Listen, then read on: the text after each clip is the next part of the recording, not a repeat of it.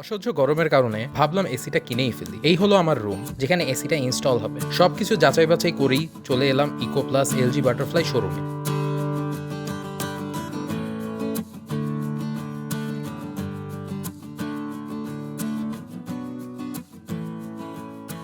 নিয়ে নিলাম 1 ton eco plus inverter, যার মধ্যে রয়েছে অত্যাধুনিক সব ফিচার্স এবং আপনাকে 50% বিদ্যুৎ সাশ্রয় করতে সাহায্য করবে।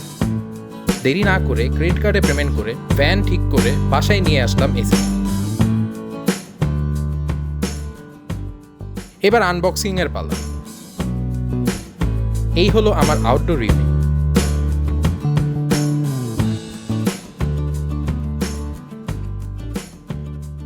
আর এটা হলো ইনডোর ইউনিট। ইনডোর ইউনিটটা দেখতে স্মার্ট এবং বিল্ড কোয়ালিটি বেশ ভালোই ছিল।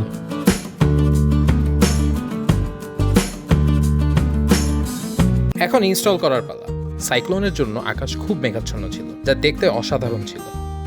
আউটডোর ইউনিটটি 9 তলা ছাদে বসানো হলো, আর আমার রুম 7 তলায়, যার জন্য 11 ফিট পাইপ এক্সট্রা কিনতে হয়েছে। 1 সপ্তাহ ইউজ করার পর এসির কোয়ালিটি খুব ভালোই মনে হলো। টেম্পারেচার 22 থেকে 24 ডিগ্রি রাখলেই অল্প সময়ের মধ্যে আমার 110 স্কোয়ার ফিট রুমটা ঠান্ডা হয়ে যাচ্ছিল। আপনারা নিজেরাই ইনডোর ইউনিটের সাউন্ড শুনে নিন।